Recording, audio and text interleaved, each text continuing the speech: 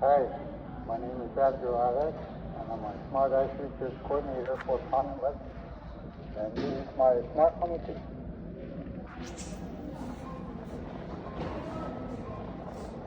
I drag you behind the snowmobile, and you tell me the ice thickness as I travel on the sea ice. We travel a lot on the ice. It's our main highway. Global warming is becoming an issue. Ice breakup is coming earlier and earlier each year. The information that I'll be gathering will be available to the community because I live in the community.